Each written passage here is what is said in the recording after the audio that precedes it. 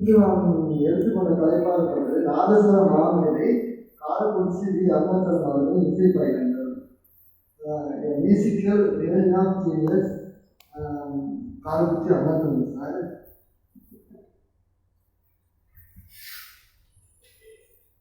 மங்கள இசை கருவியாகிய நாதஸ்வரத்தில் உலக புகழ் பெற்று விளங்கியவர்களில் ஐயாவும் ஒருவர் என்பது இன்றுவரை போற்றப்படுகிறது. இவர் 1921 ஏப்ரல் 26ஆம் நாள் பிறந்தாங்க. இவங்க வயசு 43. திருநெல்வேலி மாவட்டத்தில் சேரநகரிலிருந்து அம்பாசமுத்திரம் செல்லும் வழியில் உள்ள ஊர் காலக்குறிச்சி. இவரின் தந்தையாரின் பெயர் பலவேசன் பிள்ளை அவர்கள். இவர்கள் கோவிலில் நாடகம் வாசித்து வந்தார்கள். இவருக்கு சில பல கச்சேரிகளுக்கு தட்சிணாமூர்த்தி பிள்ளை அவர்களும் நீடாமங்கலம் சண்முக வகையின் பிள்ளை அவர்களும் இணைந்து கல்வி வாசித்தாங்க. ஆசிரியர்கள் இவர் சுத்துமல்லி சுப்பையா கம்பர் என்பவரிடம் நாதஸ்வரமும் கலக்காட்டு சுப்பையா மாணவர் அவர்களிடம் வாய்ப்பாட்டையும் பயின்றார். சிறிய சிறிய கச்சேரிகள் வந்த போதும் கலைஞர் உள்ள ஆர்வத்தால் இன்னும் நம்ம நல்லா கற்றுக்கணும் அப்படின்னு நினச்சி என்ன பண்ணிருக்கேன், தஞ்சாவூரில் பிறந்த ஆலோசனை நினைச்சிருக்காங்க. நம்ம விஷயம் பதிகேற்ற முடியும் அப்படின்னு நினைச்சாங்க. அவங்க நினைச்சபடியே ஐயாவை சந்தி சில டிஎன்ஆர் ஐயாவை சந்திக்கிறாங்க. அவங்க எங்கே சந்திக்கிறாங்கன்னா பெரும்பண்ணையாரின் திருமணத்திற்கு இது ராஜத்துக்கு ஐயாவோட வாசிக்க வராங்க. அவங்க வர பட்சத்தில் அவங்க கூட வாசிக்க வந்திருக்கிற அந்த கூட வாசிக்க வந்திருக்கிற அந்த ஆசிரியர் தான் உடம்புலையும் போயிடுது. இதுன்னு ஐயா என்ன சொன்னாங்க, எப்படி யார் இருந்தாலும் பரவாயில்ல, ஒரு சின்ன வயசு பையனாக இருந்தாலும் பரவாயில்ல, வாசிக்க போகணும் அப்படின்னு சொல்லிட்டு மணி சர்மா என்பவர் உடனே போய் ஐயா வந்து ஐயாவோட இணைந்து வாசிக்க வச்சுருக்காங்க. அந்த ரொம்ப சிறப்பாக வாசிப்பாங்க, இணைந்து ரொம்ப அருமையாக வாசிப்பாங்க. அவங்க வாசிச்சு தம்பி டிஎன்ஆர் என்ன சொல்லியிருக்காங்க, தம்பி நீங்கள் சிறப்பாக வாசிக்கிறீங்க, நீ என்னோட இருக்கிறா அப்படின்னு சொன்னதும் இவங்களுக்கு ரொம்ப சந்தோஷமா. ஏன்னா இவங்க எதிர்பார்த்துதான் வேண்டாம். ஏன்னா அஞ்சாவது இப்போ ஒரு குருநாதரே தேடி அதாவது நம்மளாம் குருவை தேடி போவோம். ஆனால் குருநாதர் தேடி இவங்க இணையத்து ரொம்ப பெரிய ஒரு வாக்கியம், அது எல்லாருக்கும் கிடைக்காது.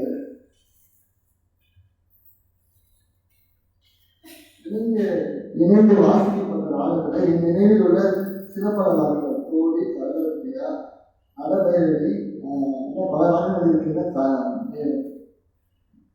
இதற்குன்னு ஒரு தனித்துவம் வாய்ந்த ஒரு ராகம் இந்து ராகமாகும். இவரது குருநாதருக்கு ஒரு ராகம் அது அனைவராலும் அறியப்பட்ட ராகம் கோடி ராகம். இன்றைய வரைக்கும் அவரே போல் யாராலும் கோடி தொட்டுவிடும் மாற்ற முடியாது என்று குறிப்பிட்டு சொல்லலாம். இவங்க அடுத்த சிறப்பு அம்சங்கள்னு பார்த்தீங்கன்னா சென்னை தமிழ் சங்கத்தில் தீவிர அருணாச்சலம் ஐயாவோட கச்சேரி வானொலியில் நடந்திருக்கு. இந்த லைவ் ப்ரோக்ராம். அந்த ப்ரோக்ராம் அப்போ என்ன சிவகணேசன் என்ன சொல்கிறாங்கன்னா, அவங்க ரொம்ப மதிப்பு ரொம்ப அதிகம்.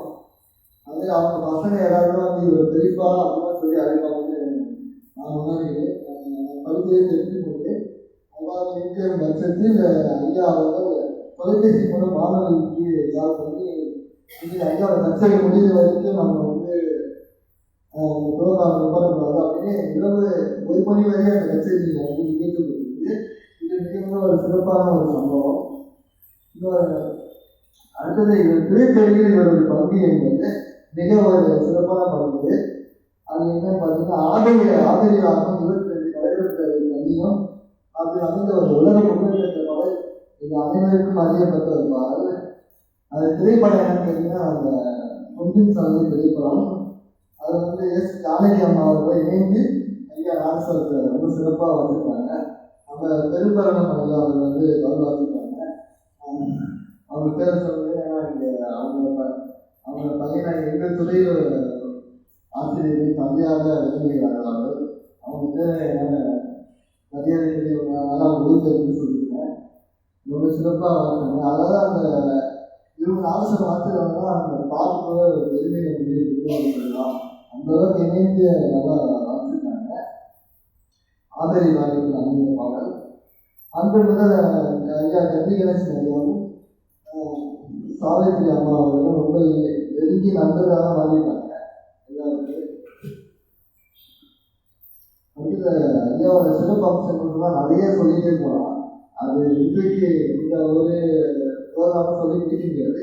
இந்த சிறப்பத்தை நான் எனக்கு தெரிந்த நான் படித்தது நான் கூறிட்டு, ஐயாவின் நாதஸ்வர வழியானது நிறைய மோசை போல இருக்கும்.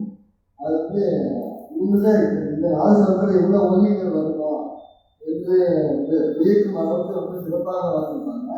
இது அடுத்த சிறப்பு நிறைய சிறப்பு. ஏன்னா ஒரு கச்சேரிக்கு வந்து ஒரு சீவாடி தான் ஒரு எந்த விசுவாசம் முக்கியம். எவ்வளவு ஆனாலும் சீவாடின்றது ஒரு பங்கு, நாதஸ்வரம் ஒரு பங்குனா சீவாடி ஒரு பங்கு. அப்பங்கு ஐயா வந்து நானே கச்சேரி பண்ண ஒரு உதாரணத்துக்கு கிளாஸை வாசிக்கும் போது கூட சீவாடி எடுத்து ஒரு 50 தடவை 20 தடவை 10 தடவை கூட சீவாடி வாசிக்கிட்டே இருக்கலாம். நாலு திட்டுவாங்க, என்ன நீ பண்ண நான் பாடம் சொல்லிட்டு இருக்கேன், நீங்கள் நாதஸ்வரத்தை சீவாடி எடுத்து வாசிட்டீங்கன்னு பாடம் சொல்லுவாங்க. ஐயாவை பார்க்கும்போது எனக்கு ரொம்ப வியப்பாக இருந்தது. என்ன ஒரு விஷயம்னா, ஐயா கச்சேரிக்கு போன இடத்துல வந்து ஒரு நாள் அந்த சீவாடி எடுத்து சப்தப்படுத்துனதே கிடையாது. அது ஒரு மிகப்பெரிய விஷயம். அந்த சீவாடி எடுத்து வச்ச உடனே ஐயா அந்த கச்சேரியில் தொடங்கிறாங்க. எல்லா கச்சேரியும் ரொம்ப சிறப்பாக இருக்கும். அதனால இது ஒரு தனித்துவம் என்றே சொல்லலாம். ஐயா அது மட்டும் சிறப்பாக ரொம்ப சிறப்பாக பாடக்கூடிய ஒரு திறமை கொண்டவங்க. அடுத்தது குருபக்தின்றது பார்த்தீங்கன்னா ரொம்ப சிறப்பாக இருக்கு. குருபக்தின்றது நம்ம எல்லாருமே இருக்கு. குருபக்தி இல்லைன்னா நம்ம இந்த இடத்துல நிற்கின்றது. என்னோட குருநாதர் இல்லைன்னா நான் இங்கே வந்து நின்றுட்டு முடியாது. நான் வந்து இந்த மேடையை வந்து அவங்க அமைச்சு கொடுத்த ஒரு பங்குன்னு நான் சொல்லுவேன். அவங்க இல்லைன்னா நான் கிடையாது. ஆனால் இவங்களோட குருபக்தியை பார்த்தீங்கன்னா இவங்க ஒரு புதுசாக ஒரு இல்லம் கட்டுறாங்க. அந்த இல்லத்துக்கு வந்து தனது குருநாதரின் பெயர் ராஜரத்ன விலாசம் என்று பெயர் சொல்லி மட்டுமல்லாமல் அவருக்கு தனது புதிய இல்லத்திற்கு வரவேற்ற இடம் என்பது பார்த்தீங்கன்னா அது மலர்களால் அலங்கரித்த ஒரு பேர். அந்த தேதியில வந்து தனது குருநாதர் அமர வைத்து சிறப்பாக வீதிவிழாவாக அழைத்து வந்து ஆசைப்படுகிறார். இது ஒரு மிகப்பெரிய விஷயம். இதுன்னு ஒரு சின்ன விஷயம் சொல்றேன். நான் இப்போ வந்து காலகட்டத்தில் நமக்கு எனக்கு ஆசைலாம் குருநாதருக்கும் தேர்வு செய்யணும். இந்த ஒரு காலத்துக்கு வாழ்க்கை 2 சால் வந்து தேர்வு செய்யணும் ஆசை. ஆனால் நான் தேர்வு செய்யறேன்னா நான் அவங்க சொல்லிக் கொடுக்குற உருவாக்கி எந்த நிகழ்ச்சியாக இருந்தாலும் சரி, ஒரு கச்சேரியாக இருந்தாலும் சரி, நான் சிறப்பாக செய்தாலே நான் 1000 பேர் செய்வதற்கு சமம் என்று எண்ணுகிறேன். இதே போல் நான் அனைவரும் வந்து இருக்கணும் அப்படின்னு ரொம்ப விரும்பி எனக்கு எல்லாருமே முன்னேறணும். நான் மட்டும் கிடையாது, எல்லாருக்குமே இந்த வேலையை வந்து ரொம்ப சிறப்பாக இருக்குது. இந்த வேலைக்கு நான் எத்தனை நாள் வந்து நீங்கள் நினைச்சிருக்கீங்க?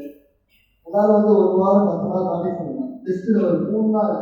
அதுக்கு என்ன ஒரு காரணம்னா ஐயா வந்து ஒரு தகவல் சொன்னாங்க. நான் வந்து 2 உட்காந்துருக்கேன். டெய்லி அப்ளிகேஷன் வந்து 2 தான் உட்காந்துருக்கேன். அப்போ ஐயா கேட்டாங்க, நீங்கள் ரொம்ப நாளாக இங்கே வந்து படிக்கல, நீங்கள் ரொம்ப நாளாக இங்கே இருக்க, எப்போதான் வந்து இங்கே கச்சேரி பண்ண போகிறோம், எப்போதான் வந்து பேச போகிறோம் சொன்ன அந்த வார்த்தை தான் அங்கே மைக்கேன் தூங்கவே இல்லை. அப்போ இந்த அளவுக்கு பேசுறதுலே எனக்கு நான் மஸ்டோடி அணுகி வந்ததுக்கே எனக்கு நம்பிக்கையே இல்லை. அது உடனே என்னோட குருநாதர்கிட்ட நான் இரவு ஒரு 8:30 மணிக்கு தொலைபேசி மூலம் நான் பேசியது. அவங்க என்னையும் மதித்து அந்த தொலைபேசி அட்டன் பண்ணி அப்படி நீ பேசு, எனக்கு ரொம்ப சந்தோஷம் அப்படின்னு சொல்லி அவங்க இன்னைக்கு நான் பேசுறேன்னா நானா பேசுறேன், நான் படிச்சது பாருங்க, எனக்கு குருநாதர் தான் இந்த எப்படி பேசணுன்றதுதான் அவங்க தனது மகனாக என்னை பாதித்து என்னை மட்டும் இல்லை அனைவருக்கும் குருநாதரே நம்ம தாய் தந்தை வந்து ஃபஸ்ட்டு ஒரு காலேஜ் கலந்து வரைக்கும் தான் நம்ம அப்பா அம்மா கூட இருப்போம். 21 வருஷம் 8 மணி நேரம் வரைக்கும் நம்ம இங்கே தான் இருப்போம். ஸோ அவங்க தான் நமக்கு தாய் தந்தை என்று சொல்லலாம். தாய் தந்தையும் அவரே, குருவும் அவரே அப்படின்னு நம்ம சொல்லிட்டே போகலாம். நிறைய குருநாதர் வந்து சொல்றதுக்கு என்ன இருக்குது, அவங்க எல்லாம் நான் தான், நம்ம யாருமே இல்லை. எப்பயுமே குருபக்தி என்பது ரொம்ப முக்கியமானது. ஐயாவோட பரிசுல இன்னும் நல்லா தெரிஞ்சுக்கிறேன். குருபக்தி அதிகம், அதனால தான் நான் ரொம்ப முக்கியம் நினைக்கிறேன். இந்தியாவே தெரியல வாசிக்கிறதா என்னை பொறுத்தவரைக்கும் நான் வாசிக்கிறது நான் வந்துருக்கேன். ஆனால் குருபக்தின்றது ஒரு இது சொல்றோம். நான் வந்து இந்த இடத்துல இருக்கிறேன். ஸோ எல்லாருக்கும் அந்த குருபக்தி இருக்கணும் அப்படின்னு விரும்பி கேட்குறேன். அடுத்ததாக ஐயா ஜனாதிபதி அவங்க வரவேற்ற விதம் எல்லாம் ரொம்ப ரொம்ப சிறப்பான ஒரு விஷயம். ஏன்னா நம்ம டெல்லியில் ஐயாவுக்கு ஜனாதிபதி மாநிலேருந்து ஒரு தகவல் வந்து கச்சேரி நடத்துகிற ஒரு கால் வருது. அப்போ ஐயா சட்டம் சிந்திக்காமல் வந்து வாகனத்தை எடுத்துட்டு போயிடுறாங்க. அப்போ ஜனாதிபதியாக இருக்கிற ஐயா டாக்டர் ராதாகிருஷ்ணன் அவர்கள், சர்வபதி டாக்டர் ராதாகிருஷ்ணன் ஐயா அவர்கள் ஐயா வந்து ஐயாவோட காலை திறந்து விட்டு அவரை கையை பிடித்து அழைத்து சென்ற விதம் என்பது ஐயாவை ரொம்ப நம்பிக்கை பண்ணுது.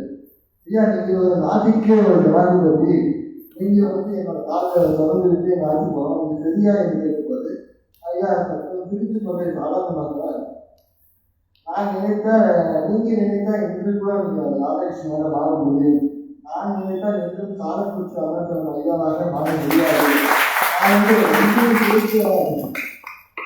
இதை குறித்த மதிப்பீடு உங்கள் நாதஸ்வரத்துக்கு குறித்த மதிப்பீடால் நான் அதிகம்.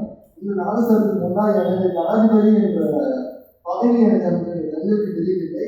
உங்களது ஆசிரியர் ஓசையும் அந்த மதிப்பு தான் எனக்கு வந்து தெரியுது அப்படின்னு சொல்லியிருக்காங்க. இறுதியாக ஒரு நிறைய கதை இருக்குது, நிறைய சொல்லிட்டு போகலாம். இறுதியாக ஒரு கதை இருக்கு. ஐயா வந்து ரயில்வே நிலையத்தில் வந்து அதில் தான் அந்த கச்சேரிலாம் போகிறப்ப ஓடி விற்கிற வியாபாரி அவர் வந்து ஐயாவுக்கு வந்து நெருக்கமாக வருவார். அவர் அவருக்கு ஒரு ஆசைன்னா அவங்க பக்கத்தில் ஒரு கோயில் ஒன்று இருக்குது, அந்த கோயிலில் தான் ஐயாவை எப்படியாவது வாசிக்க வைக்கணும் அப்படின்னு சொல்லிட்டு ரொம்ப ஆசைப்பட்டாங்க. அவங்க ஒரு ஏழைப்பட்ட ஒரு நபர். அப்படி இருக்கிறப்ப கச்சேரி எப்படி ஏற்பாடு பண்ணிட்டாங்க. அதை எப்படி ஏற்பாடு பண்ணாங்கன்னா, தனது மனைவியின் தாலியை அவமானம் வைத்து ஐயாவையும் கச்சேரியை ஏற்பாடு செய்திருந்தார்.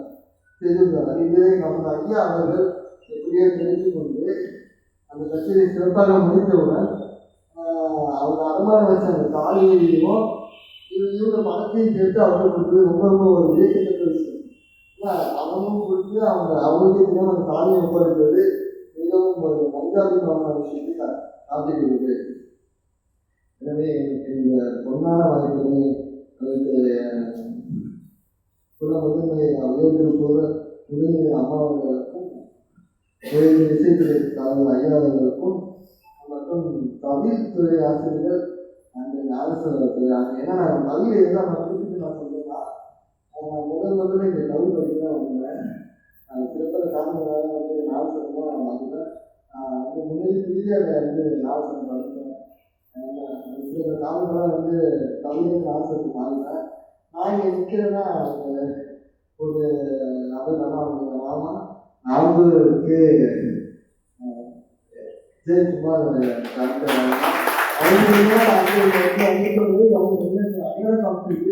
அவங்க தான் அந்த கல்லூரியில் அவங்க நாங்கள் குறிப்பிட்டு எல்லா ஆசிரியர்களும் நமக்கு முன்னாள் தான். யாரும் குறிப்பிக்கலாம் சொல்கிறேன். எனக்கு என்னைய வழியில் இருக்கிறது என்னை அடையாளம் பண்ணுறது ஐயா மட்டும்தான். அதுக்கு வந்து எனக்கு அதுக்கு அதுக்கு ஆசிரியருக்கும் இவங்க தான் என் பேசுகிற கேட்கறது பொழுது கிளாஸ் பண்ண அனைத்து ஸ்டூடெண்ட்ஸ் தான் எல்லாருமே என்னோட நம்பர்கள் தான். ஏன்னா எனக்காக அவ்வளோ சப்போர்ட் பண்ணி எல்லாரும் ஸ்டேட்டஸ்லாம் போட்டு எப்படி பேச போட்டு ரொம்ப சந்தோஷமாக இருக்குது. அது இது வரைக்கும் நான் வந்து எல்லாருக்கும் லைவ் போட்டிருக்கேன். இது வந்து எனக்காக இன்னொரு முறையில் என்னோட லைவ் வந்து ரொம்ப சிறப்பான இது வந்து இன்னும் நான் கீழே சாப்பிடணும்னு நினைக்கிறேன். அந்த ஐயா சொன்ன வார்த்தை வந்து ஐயா சொன்ன வார்த்தை வந்து எனக்கு ரொம்ப இதாக இருக்குது. நான் கவலைப்படாதீங்க, அது நான் கச்சேரியும் பண்ணாருக்கேன். அது நான் விரும்புகிறேன். அதுதான் மாணவர்களுக்கு ஒரு இது மூலிமா ஒரு தகவல் சொல்லுவேன். ஏன்னா நம்ம இவங்க எந்த அளவுக்கு மேலே வந்திருக்காங்க பார்க்கும்போது எப்படி வந்திருக்காங்கன்னு நம்ம தான் நினைக்கிறோம். அதாவது அதிகாலை 4 ஒரு ரொம்ப முகூர்த்த நேரம். அது வந்து சிவன் பார்வதி திருமண நேரம்னு சொல்லுவாங்க. ஸோ எதனால் வந்து எல்லாரும் வந்து அதிகாலை சாதம் பண்ணு எங்கள் குருநாதர் எல்லாருமே நேரம் சொல்லுவாங்க, சாதம் சொல்லுவாங்க. எல்லாரும் வந்து காலையில் சாதம் பண்ணுவீங்க, சாப்பிடலான்னு சொல்லுவாங்க. காலை சாதம் டெய்லி கேட்டே சொல்லுவாங்க. என்ன காரணம்னா இவங்க டாபிக் நான் படிச்சது தான் எனக்கு தெரியுது. கண்டிப்பாக சார் இல்லை ஒரு நாள் கூட நான் வேஸ்ட் பண்ண மாட்டேன். கண்டிப்பாக உங்கள் மாதிரி வரணும்லாம் தெரியல, ஏதோ முடிஞ்ச அளவுக்கு வருவேன் நான் நம்புகிறேன். இதுமாரி வாய்ப்பளித்த அனைவருக்கும் எனக்கு மனமார்ந்த நன்றியை தெரிவிக்கிறேன். நன்றி, வணக்கம்.